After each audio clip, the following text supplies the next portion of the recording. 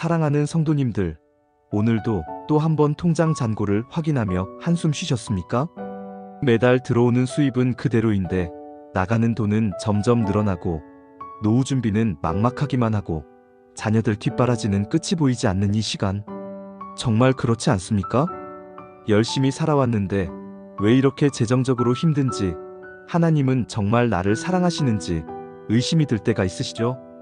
그런데 오늘 저는 빌립보서 4장 19절 말씀을 통해 여러분의 재정이 완전히 회복되는 7가지 기적의 메시지를 전해드리고자 합니다. 이 말씀을 들으시는 동안 여러분의 마음에 소망이 생기고 실제로 재정의 돌파가 일어날 것을 믿습니다. 첫 번째로 말씀드릴 기적은 나의 하나님이 채우시리라는 약속의 능력입니다. 빌립보서 4장 19절에 이렇게 기록되어 있습니다. 나의 하나님이 그리스도 예수 안에서 영광 가운데 그 풍성한 대로 너희 모든 쓸 것을 채우시리라. 이 말씀을 쓴 바울 사도는 감옥에 갇혀 있으면서도 이런 확신에 찬 선포를 했습니다. 왜 그럴 수 있었을까요? 그것은 하나님께서 우리의 모든 필요를 아시고 계시다는 것을 체험으로 알았기 때문입니다. 제가 아는 한 권사님이 계십니다. 남편이 갑작스럽게 사업에 실패하고 빚더미에 앉게 되었는데 매일 새벽 기도를 하며 이 말씀을 붙들고 기도했습니다. 그런데 놀라운 일이 일어났습니다. 전혀 예상치 못한 곳에서 일자리가 생기고 자녀들이 장학금을 받게 되고 심지어 잊고 있던 보험금이 나오는 기적이 일어났습니다. 3년 만에 모든 빚을 청산하고 지금은 오히려 다른 사람을 돕는 삶을 살고 계십니다. 사랑하는 성도님들, 하나님은 지금도 살아계셔서 우리의 모든 필요를 채우실 준비가 되어 있습니다. 단지 우리가 믿고 구하지 않을 뿐입니다. 두 번째로 전해드릴 기적은 자족의 비밀을 깨닫는 것입니다. 빌립보서 4장 11절과 12절에 바울은 이렇게 고백합니다. 내가 궁핍함으로 말하는 것이 아니니라. 어떠한 형편에든지 나는 자족하기를 배웠노니 나는 비천에 처할 줄도 알고 풍부에 처할 줄도 알아. 모든 일 곧 배부름과 배고픔과 풍부와 궁핍에도 처할 줄 아는 일체의 비결을 배웠노라. 여기서 자족이라는 단어는 헬라어로 아우타르케스인데 이것은 자기 안에 충분함을 가진이라는 뜻입니다. 즉 외부 환경에 좌우되지 않고 내면의 충만함을 누리는 상태를 말합니다. 우리가 늘 더 많은 것을 원하는 이유는 무엇입니까? 남과 비교하기 때문입니다. 옆집 아무개는 외제차를 샀는데 동창 누구는 강남의 아파트를 샀는데 이런 비교가 우리를 불행하게 만듭니다. 그런데 진정한 부유함은 가진 것에 많고 적음에 있지 않고 현재 가진 것에 감사할 수 있는 마음에 있습니다. 제가 선교지에서 만난 한 목사님은 월 소득이 우리 돈으로 30만 원도 안 되는 분이었습니다. 그런데 그분의 얼굴에는 항상 기쁨이 넘쳤고 오히려 저를 위해 기도해 주시며 격려해 주셨습니다. 그분이 제게 하신 말씀이 잊혀지지 않습니다. 목사님, 저는 세상에서 가장 부자입니다. 왜냐하면 제게는 예수님이 계시고 사랑하는 가족이 있고 섬길 교회가 있기 때문입니다. 이것이 바로 자족의 비밀입니다. 우리가 이 비밀을 깨달으면 어떤 상황에서도 평안과 기쁨을 누릴 수 있습니다. 세 번째 기적은 내게 능력 주시는 자 안에서라는 힘의 근원을 발견하는 것입니다. 빌립보서 4장 13절은 우리가 너무나 잘 아는 말씀입니다. 내게 능력 주시는 자 안에서 내가 모든 것을 할 수 있느니라. 이 말씀을 많은 사람들이 잘못 이해합니다. 무엇이든 원하는 것을 다 할 수 있다는 뜻이 아닙니다. 문맥을 보면 바울은 풍부할 때나 궁핍할 때나 모든 상황을 능히 감당할 수 있다는 뜻으로 이 말씀을 하신 것입니다. 재정적 어려움이 우리를 무너뜨리는 이유는 우리 자신의 힘으로 해결하려고 하기 때문입니다. 그러나 우리가 그리스도 안에서 그분의 능력을 의지할 때 불가능해 보이는 상황도 돌파할 수 있습니다. 코로나19로 가게를 접어야 했던 한 집사님이 계셨습니다. 평생 모은 돈을 다 잃고 절망 가운데 있었는데 새벽 기도 중에 이 말씀이 마음에 와 닿았다고 합니다. 주님, 제 힘으로는 아무것도 할 수 없습니다. 그러나 주님이 함께 하시면 다시 일어설 수 있습니다. 그 후 작은 온라인 사업을 시작했는데 지금은 이전보다 더 큰 축복을 누리고 계십니다. 무엇이 달라진 것일까요? 자기 힘이 아니라 하나님의 능력을 의지하기 시작한 것입니다. 사랑하는 성도님들, 혹시 지금 막막한 상황에 계십니까? 그렇다면 이 말씀을 붙드십시오. 내게 능력 주시는 자 안에서 내가 모든 것을 할 수 있느니라. 이것은 단순한 긍정적 사고가 아니라 실제적인 능력의 약속입니다. 네 번째로 말씀드릴 기적은 후히 주는 자의 축복입니다. 빌립보서 4장 14절부터 18절을 보면 빌립보 교회가 바울에게 여러 번 선교비를 보낸 것이 나옵니다. 그러나 너희가 내 괴로움에 함께 참여하였으니 잘하였도다. 너희가 데살로니가에 있을 때에도 한 번뿐 아니라 두 번이나 나의 쓸 것을 보내었도다. 빌립보 교회는 부유한 교회가 아니었습니다. 오히려 마게도냐 지방의 가난한 교회였습니다. 그런데도 그들은 힘에 넘치도록 바울을 도왔습니다. 그 결과가 무엇입니까? 빌립보서가 기쁨의 편지가 된 것입니다. 16번이나 기쁨이라는 단어가 나옵니다. 이것이 바로 나눔의 역설입니다. 줄수록 더 채워지는 것이 하나님 나라의 경제 원리입니다. 우리 교회에 한 장로님이 계십니다. IMF 때 회사가 부도가 나서 모든 것을 잃으셨는데 그때도 11조와 선교헌금만은 멈추지 않으셨습니다. 주변에서는 미쳤다고 했지만 그분은 이럴 때일수록 하나님을 더 의지해야 합니다라고 하셨습니다. 그런데 놀라운 일이 일어났습니다. 전혀 예상치 못한 사업 기회가 생겨서 5년 만에 이전보다 더 큰 회사를 운영하게 되셨습니다. 지금은 매년 수십 명의 선교사를 후원하고 계십니다. 사랑하는 성도님들, 재정의 축복을 받고 싶으십니까? 그렇다면 먼저 나누는 사람이 되십시오. 가진 것이 적다고 생각하지 마십시오. 오병이어의 기적을 기억하십시오. 어린아이의 도시락이 5,000명을 먹이는 기적이 되었습니다. 다섯 번째 기적은 향기로운 제물이 되는 물질 예배의 능력입니다. 빌립보서 4장 18절에서 바울은 이렇게 말합니다. 내게는 모든 것이 있고 또 풍부한지라. 이는 받으실 만한 향기로운 제물이요 하나님을 기쁘시게 한 것이라. 여기서 향기로운 제물이라는 표현에 주목해야 합니다. 구약시대의 번제단에서 제물을 태울 때 나는 향기를 하나님이 기쁘게 받으신다고 했습니다. 마찬가지로 우리가 드리는 헌금과 헌신이 하나님께는 향기로운 제물이 됩니다. 그런데 많은 사람들이 헌금을 의무나 부담으로 생각합니다. 이것은 헌금의 본질을 모르기 때문입니다. 헌금은 단순히 교회 운영비가 아닙니다. 그것은 하나님께 드리는 예배이고 믿음의 고백이고 감사의 표현입니다. 제가 아는 한 권사님은 수입의 30%를 헌금으로 드립니다. 주변에서는 너무 많이 드린다고 하지만 그분은 이렇게 말씀하십니다. 저는 헌금을 드릴 때마다 너무 기쁩니다. 왜냐하면 그것이 제가 하나님을 사랑한다는 증거이기 때문입니다. 놀라운 것은 그분의 사업이 계속 번창하고 있다는 것입니다.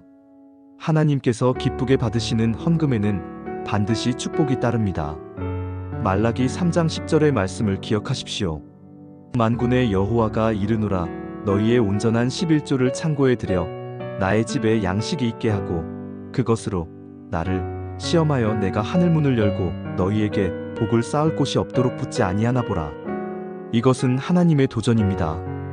나를 시험해 보라는 것입니다. 정말로 내가 축복하는지 안 하는지 확인해 보라는 것입니다. 여섯 번째 기적은 기뻐하라, 다시 기뻐하라는 환경을 초월한 기쁨의 선택입니다. 빌립보서 4장 4절에서 바울은 명령합니다. 주 안에서 항상 기뻐하라. 내가 다시 말하노니 기뻐하라. 감옥에 갇혀 있는 사람이 기뻐하라고 명령한다는 것이 아이러니하지 않습니까? 그런데 바울은 기쁨이 환경의 산물이 아니라 선택의 문제라는 것을 알았습니다. 우리는 재정적으로 어려울 때 기뻐할 수 없다고 생각합니다. 돈이 많아야 기쁠 수 있다고 생각합니다. 그러나 진정한 기쁨은 돈에 많고 적음과 상관이 없습니다. 미국의 한 연구에 따르면 복권에 당첨된 사람들의 행복 지수가 1년 후에는 당첨되기 전과 똑같아진다고 합니다. 반대로 큰 사고로 장애를 입은 사람들의 행복 지수도 1년 후에는 사고 전과 비슷해진다고 합니다. 이것이 무엇을 말해줍니까? 행복과 기쁨은 외부 조건이 아니라 내면의 선택이라는 것입니다. 우리 교회에 한 집사님이 계십니다. 암투병 중이시고 재정적으로도 어려우신데 항상 웃는 얼굴로 교회에 오십니다. 한 번은 제가 물어봤습니다. 집사님, 어떻게 그렇게 늘 기쁘실 수 있습니까? 그분의 대답이 저를 부끄럽게 했습니다. 목사님, 저는 매일 아침 일어나면 선택합니다. 오늘도 불평할 것인가, 감사할 것인가? 저는 감사를 선택합니다. 그러면 기쁨이 따라옵니다. 사랑하는 성도님들, 지금 당장 선택하십시오. 불평 대신 감사를, 원망 대신 찬양을 선택하십시오. 그러면 여러분의 삶에 기적이 일어날 것입니다. 마지막 7번째 기적은 염려를 감사로 바꾸는 기도의 능력입니다. 빌립보서 4장 6절과 7절은 이렇게 말씀합니다. 아무것도 염려하지 말고 다만 모든 일에 기도와 간구로 너희 구할 것을 감사함으로 하나님께 아뢰라. 그리하면 모든 지각에 뛰어난 하나님의 평강이 그리스도 예수 안에서 너희 마음과 생각을 지키시리라. 여기서 중요한 것은 감사함으로 기도하라는 것입니다. 아직 응답받지 못했는데 어떻게 감사할 수 있냐고 물으실지 모릅니다. 그러나 이것이 믿음의 기도입니다. 응답을 미리 감사하는 것입니다. 제가 청년 시절에 학비가 없어서 휴학을 고민한 적이 있습니다. 그때 한 선배가 이 말씀을 알려주며 미리 감사하며 기도해 보라고 했습니다. 반신반의하며 하나님, 이미 학비를 주신 줄 믿고 감사합니다라고 기도했습니다.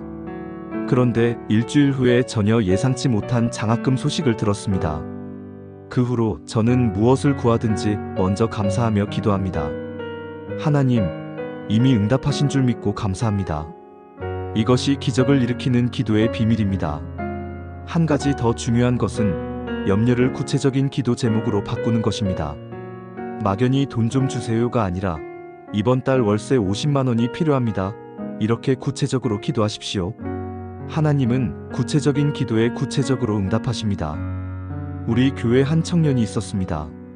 취업이 안 돼서 1년 넘게 백수 생활을 하고 있었는데 제가 구체적으로 기도하라고 조언했습니다. 그래서 그 청년은 회사 이름, 연봉, 근무 조건까지 구체적으로 적어서 기도했습니다. 3개월 후에 정확히 그가 기도한 조건의 회사에 합격했습니다. 하나님은 우리의 기도를 들으시고 응답하시는 분입니다. 사랑하는 성도님들, 지금까지 빌립보서 4장을 통해 재정 회복의 7가지 기적에 대해 말씀드렸습니다. 다시 한번 정리해드리겠습니다. 첫째, 하나님이 모든 필요를 채우신다는 약속을 믿으십시오. 둘째, 자족의 비밀을 깨달아 현재에 감사하십시오. 셋째, 그리스도 안에서 능력을 공급받으십시오. 넷째, 나누는 자가 되어 더 큰 축복을 경험하십시오. 다섯째, 헌금을 예배로 드려 하나님을 기쁘시게 하십시오. 여섯째, 환경과 상관없이 기쁨을 선택하십시오. 일곱째, 염려를 감사의 기도로 바꾸십시오. 이 7가지를 실천하시면 반드시 재정의 돌파가 일어날 것입니다. 그런데 여기서 한 가지 더 말씀드리고 싶은 것이 있습니다. 재정의 축복보다 더 중요한 것은 영적인 축복입니다. 돈이 많다고 행복한 것이 아닙니다. 하나님과의 관계가 바로 설 때 진정한 풍요를 누릴 수 있습니다. 예수님께서 마태복음 6장 33절에서 말씀하셨습니다. 그런즉 너희는 먼저 그의 나라와 그의 의를 구하라. 그리하면 이 모든 것을 너희에게 더하시리라. 먼저 하나님 나라를 구하면 필요한 모든 것이 따라온다는 약속입니다. 우선순위를 바로 세우십시오. 돈이 먼저가 아니라 하나님이 먼저입니다. 성공이 먼저가 아니라 성품이 먼저입니다. 받는 것이 먼저가 아니라 주는 것이 먼저입니다. 이렇게 우선순위를 바로 세우면 하나님께서 책임지시고 채우십니다. 제가 개척교회를 시작할 때의 일입니다. 교회 월세도 내기 힘든 상황이었는데 선교헌금을 작정했습니다. 주변에서는 말렸지만 저는 확신이 있었습니다. 하나님의 일을 먼저 하면 하나님이 우리 일을 책임지신다. 그 후로 교회는 계속 성장했고 지금은 수백 명이 모이는 교회가 되었습니다. 더 놀라운 것은 선교헌금이 처음 작정했던 것의 100배가 넘는다는 것입니다. 하나님은 신실하십니다. 우리가 하나님을 신뢰하고 순종할 때 상상할 수 없는 축복을 부어주십니다. 또 하나 기억하실 것은 재정의 축복은 나만을 위한 것이 아니라는 점입니다. 하나님이 우리에게 재물을 주시는 이유는 그것으로 하나님 나라를 확장하고 이웃을 섬기라는 것입니다. 아브라함에게 하신 약속을 기억하십시오. 창세기 12장 2절입니다. 내가 너로 큰 민족을 이루고 내게 복을 주어 내 이름을 창대하게 하리니 너는 복이 될지라. 복을 받는 목적은 복이 되기 위함입니다. 축복의 통로가 되기 위함입니다. 그래서 부자가 되기를 원하는 것은 나쁜 것이 아닙니다. 다만 그 동기가 중요합니다.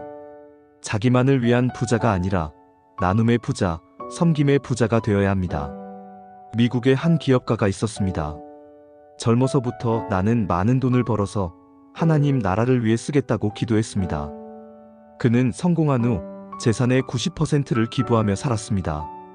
그런데 놀라운 것은 기부를 많이 할수록 그의 재산은 더 늘어났다는 것입니다. 이것이 하나님의 경제학입니다. 세상의 경제학은 쌓는 것이지만 하나님의 경제학은 흘려보내는 것입니다. 고인 물은 썩지만 흐르는 물은 생명을 줍니다. 재물도 마찬가지입니다. 쌓아두면 썩지만 흘려보내면 생명이 됩니다. 이제 실제적인 적용에 대해 말씀드리겠습니다. 오늘부터 21일 동안 이렇게 실천해 보십시오. 매일 아침 일어나자마자 빌립보서 4장 19절을 암송하십시오. 나의 하나님이 그리스도 예수 안에서 영광 가운데 그 풍성한 대로 너희 모든 쓸 것을 채우시리라. 이 말씀을 하루에 10번씩 고백하십시오. 그리고 하루에 3가지씩 감사 제목을 찾아 기록하십시오. 아무리 작은 것이라도 감사하십시오. 오늘 숨 쉴 수 있음에 감사, 밥 한 끼 먹을 수 있음에 감사, 가족이 있음에 감사. 이렇게 감사를 쌓아가면 21일 후에는 63개의 감사 제목이 생깁니다. 감사가 쌓이면 믿음이 자라고 믿음이 자라면 기적이 일어납니다. 또한 작은 것이라도 나누는 연습을 하십시오. 거창한 것이 아니어도 됩니다. 커피 한 잔 사주기, 격려 문자 보내기, 누군가를 위해 기도하기. 이런 작은 나눔이 큰 축복의 시작입니다. 그리고 매일 밤 자기 전에 이렇게 기도하십시오. 하나님, 오늘도 저를 지켜주셔서 감사합니다. 내일 제게 필요한 모든 것을 채워주실 줄 믿습니다. 저를 축복의 통로로 사용해 주옵소서. 이 기도를 21일 동안 빠짐없이 하십시오. 반드시 놀라운 변화가 일어날 것입니다. 한 가지 더 당부드리고 싶은 것은 인내하시라는 것입니다. 하나님의 시간표는 우리와 다릅니다.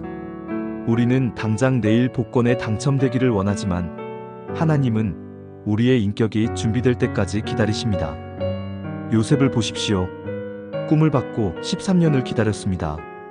그 기간은 고통의 시간이었지만 동시에 준비의 시간이었습니다. 그 시간이 있었기에 요셉은 애굽의 총리가 될 수 있었습니다. 다윗을 보십시오. 기름 부음을 받고 15년을 도망 다녔습니다. 그러나 그 시간이 다윗을 하나님의 마음에 합한 왕으로 만들었습니다. 여러분도 지금 기다림의 시간을 보내고 계실지 모릅니다. 포기하고 싶은 마음이 들 때도 있을 것입니다. 그러나 조금만 더 인내하십시오. 새벽이 오기 전이 가장 어둡다고 하지 않습니까? 지금이 가장 어둡다면 곧 새벽이 올 것입니다. 하나님은 결코 우리를 잊지 않으십니다. 이사야 49장 15절과 16절 말씀입니다. 여인이 어찌 그 젖 먹는 자식을 잊겠으며 자기 태에서 난 아들을 긍휼히 여기지 않겠느냐? 그들은 혹시 잊을지라도 나는 너를 잊지 아니할 것이라 볼지어다. 내가 너를 내 손바닥에 새겼고 너의 성벽이 항상 내 앞에 있느지라. 하나님은 우리 이름을 손바닥에 새기셨습니다. 지울 수 없는 사랑의 증표입니다. 그런 하나님이 어찌 우리의 필요를 모르시겠습니까? 어찌 우리의 아픔을 외면하시겠습니까? 조금만 기다리십시오. 반드시 응답의 때가 올 것입니다. 사랑하는 성도님들, 저도 한때 재정적으로 매우 어려운 시기를 보낸 적이 있습니다. 신학교 다닐 때 아내가 암 진단을 받았습니다.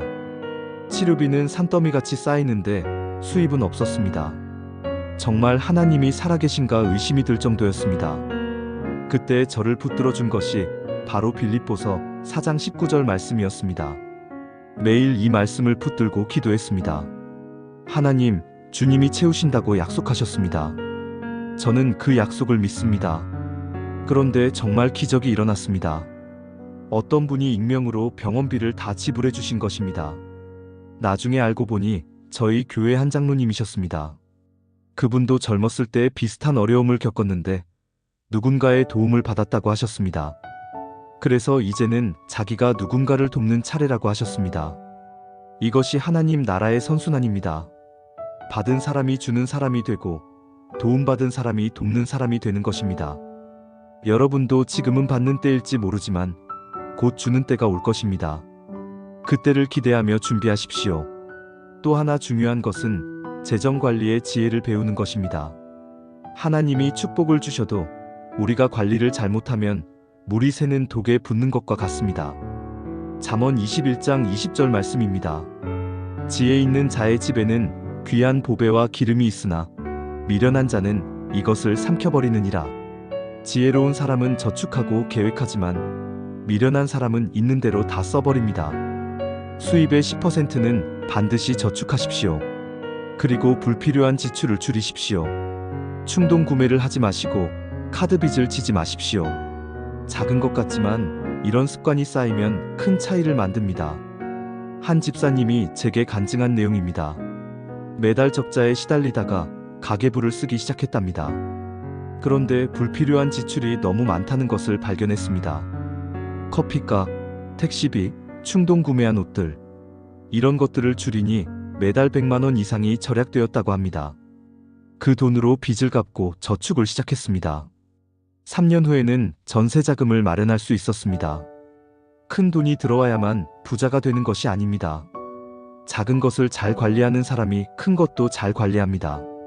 예수님도 달란트 비유에서 작은 것에 충성된 자가 큰 것을 맡는다고 하셨습니다. 지금 가진 것이 작다고 무시하지 마십시오. 그것을 잘 관리하면 하나님이 더 큰 것을 맡기실 것입니다. 그리고 빚에 대해서도 말씀드리고 싶습니다. 로마서 13장 8절에 피차 사랑의 빚 외에는 아무에게든지 아무 빚도 지지 말라고 했습니다. 빚은 우리를 종으로 만듭니다. 잠언 22장 7절에 부자는 가난한 자를 주관하고 빚진 자는 체주의 종이 되느니라고 했습니다. 가능한 한 빨리 빚에서 자유케 되십시오. 그것이 재정적 자유의 첫걸음입니다. 빚을 갚는 것도 영적 전쟁입니다. 기도하며 계획을 세우고 하나씩 갚아 나가십시오. 불가능해 보여도 하나님이 도우시면 가능합니다. 우리 교회 한 성도님은 10억 빚을 7년 만에 다 갚았습니다. 새벽 기도하며 열심히 일하고 절약하며 살았습니다. 그리고 빚 갚는 것을 최우선 목표로 삼았습니다. 지금은 빚에서 완전히 자유하고 오히려 다른 사람을 도우며 살고 있습니다. 여러분도 할 수 있습니다. 포기하지 마십시오. 또 한 가지는 일하는 것의 중요성입니다. 데살로니가후서 3장 10절에 누구든지 일하기 싫어하거든 먹지도 말게 하라고 했습니다. 하나님은 일하는 자에게 복을 주십니다. 기도만 하고 일하지 않는 것은 게으름입니다. 반대로 일만 하고 기도하지 않는 것은 교만입니다. 기도하며 일하는 것이 균형 잡힌 신앙입니다. 무슨 일이든 주께 하듯 하십시오. 골로새서 3장 23절입니다. 무슨 일을 하든지 마음을 다하여 주께 하듯 하고 사람에게 하듯 하지 말라. 직장에서 최선을 다하는 것이 예배입니다. 성실하게 일하는 것이 전도입니다. 그런 사람을 하나님이 높이십니다. 요셉이 왜 총리가 되었습니까? 종으로 있을 때도 최선을 다했기 때문입니다. 감옥에 있을 때도 성실했기 때문입니다. 하나님은 작은 일에 충성된 자를 찾으십니다. 지금 하는 일이 작고 보잘것없어 보여도 최선을 다하십시오. 그것이 더 큰 일로 가는 디딤돌입니다. 사랑하는 성도님들, 이제 마지막으로 가장 중요한 것을 말씀드리겠습니다. 그것은 바로 예수 그리스도입니다. 모든 축복의 근원은 예수님입니다. 빌립보서 4장 19절을 다시 보십시오. 나의 하나님이 그리스도 예수 안에서 영광 가운데 그 풍성한 대로 너희 모든 쓸 것을 채우시리라. 그리스도 예수 안에서라는 말에 주목하십시오. 모든 축복이 그리스도 안에 있습니다. 그리스도 밖에서는 아무것도 얻을 수 없습니다. 그러므로 먼저 예수님과의 관계를 확실히 하십시오. 매일 말씀을 읽고 기도하며 교제하십시오. 예수님을 인생의 주인으로 모시십시오. 그러면 모든 것이 달라질 것입니다. 고린도후서 8장 9절 말씀입니다.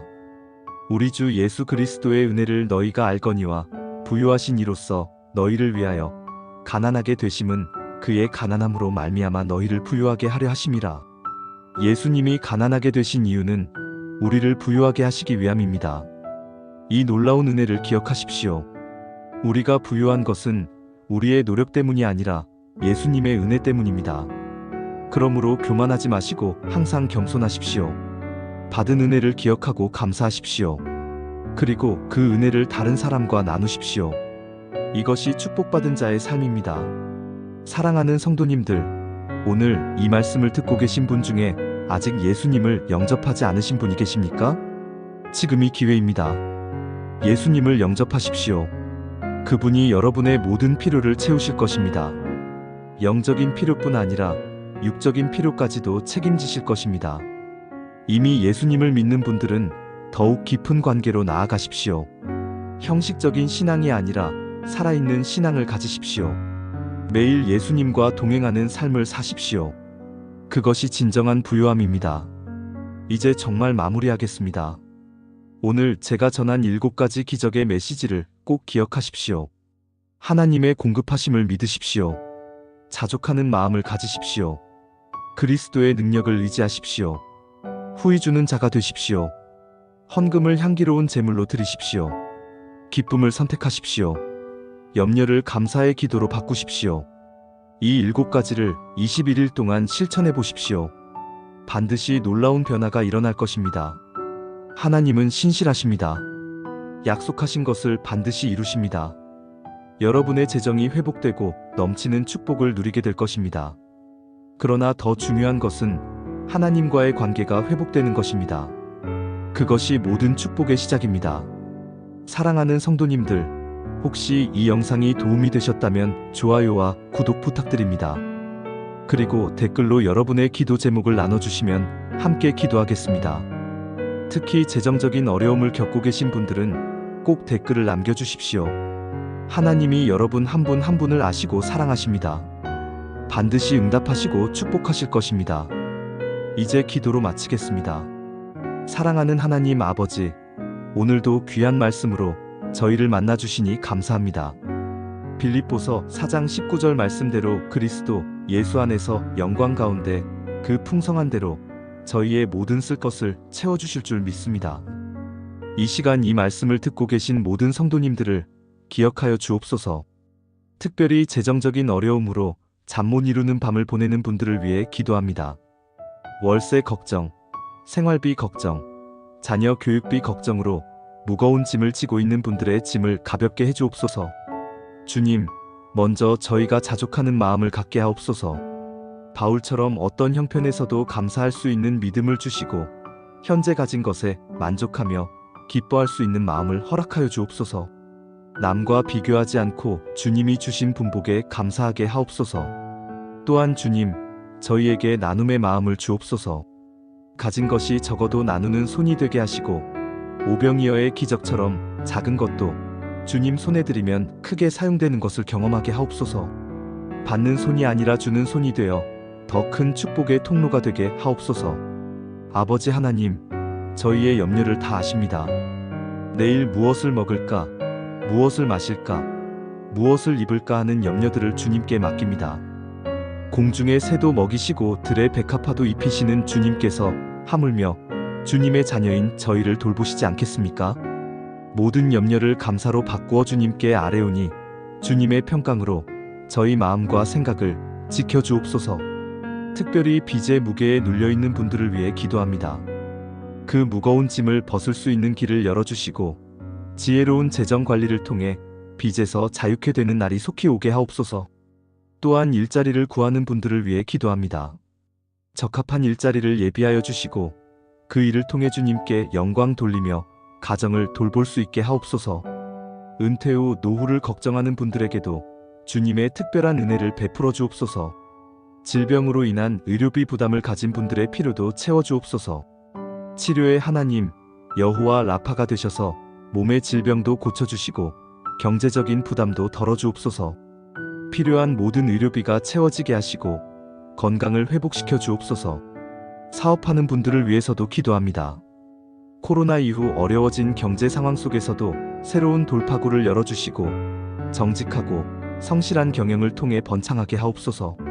주님을 경외하는 마음으로 사업을 운영하여 많은 사람에게 일자리를 제공하고 지역 사회에 공헌하는 축복의 통로가 되게 하옵소서. 자녀들의 학비와 결혼 자금을 걱정하는 부모님들도 기억하여 주옵소서. 자녀들이 장학금을 받게 하시고 좋은 직장을 얻게 하시며 믿음의 가정을 이루도록 인도하여 주옵소서. 무엇보다 주님, 저희가 먼저 그의 나라와 그의 일을 구하게 하옵소서. 물질의 축복보다 영적인 축복을 먼저 구하게 하시고 주님과의 관계가 모든 것보다 우선이 되게 하옵소서. 그럴 때 이 모든 것을 더하여 주신다는 주님의 약속을 믿습니다. 이제 이 말씀을 듣고 계신 모든 분들에게 다음과 같이 축복하며 선포합니다. 주님께서 여러분의 창고를 가득 채우실 것입니다. 주님께서 여러분의 통장에 넘치도록 부어주실 것입니다. 꾸어주는 자가 되고 꾸는 자가 되지 않을 것입니다. 머리가 되고 꼬리가 되지 않을 것입니다. 들어와도 복을 받고 나가도 복을 받을 것입니다. 여러분의 자녀들이 복을 받고 대대로 축복이 이어질 것입니다. 21일 동안 이 말씀을 묵상하고 실천하는 모든 분들에게 놀라운 간증이 일어날 것을 믿고 선포합니다. 빚이 청산되는 기적이 일어날 것입니다. 새로운 수입원이 생기는 기적이 일어날 것입니다. 막혔던 문이 열리는 기적이 일어날 것입니다. 예상치 못한 곳에서 도움의 손길이 나타날 것입니다. 무엇보다 하나님을 더 깊이 만나고 체험하는 은혜가 있을 것입니다. 이 모든 것을 우리를 사랑하사 십자가에서 죽으시고 부활하신 예수 그리스도의 이름으로 기도드립니다. 아멘. 랑하는 성도님들, 오늘 이 긴 말씀을 끝까지 들어주셔서 정말 감사드립니다. 혹시 오늘 이 말씀이 여러분의 마음에 조금이라도 위로와 소망이 되셨다면 좋아요 버튼을 눌러주시면 감사하겠습니다. 좋아요는 저에게 큰 격려가 될 뿐만 아니라 더 많은 분들이 이 말씀을 듣고 은혜 받을 수 있도록 돕는 일입니다. 그리고 아직 구독하지 않으신 분들은 구독 버튼을 눌러주십시오. 구독하시면 매주 새로운 말씀이 올라올 때마다 알림을 받으실 수 있습니다. 특히 알림 설정까지 해주시면 놓치지 않고 말씀을 들으실 수 있습니다. 무엇보다 댓글란에 여러분의 기도 제목을 꼭 남겨주십시오. 목사님, 저를 위해 기도해 주세요. 한 줄만 적어주셔도 좋습니다. 구체적인 기도 제목을 적어주시면 더욱 좋습니다. 제가 매일 새벽 기도 시간에 댓글에 남겨주신 모든 기도 제목을 가지고 중보기도 하고 있습니다. 이름은 모르지만 하나님은 아십니다. 그리고 간증이 있으신 분들도 꼭 댓글로 나눠주십시오. 이 말씀 듣고 정말 응답받았습니다. 21일 기도하니 기적이 일어났습니다. 이런 간증들이 다른 분들에게 큰 힘과 격려가 됩니다. 우리는 혼자가 아닙니다.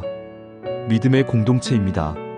서로의 짐을 나누어 지고 함께 기뻐하고 함께 울어주는 그리스도의 한 몸입니다. 이 채널을 가족이나 친구, 교회 성도님들에게도 공유해 주십시오. 카카오톡이나 문자로 링크만 보내주셔도 됩니다. 이 말씀 한번 들어보세요. 한마디와 함께 전달해 주시면 그것이 바로 전도입니다.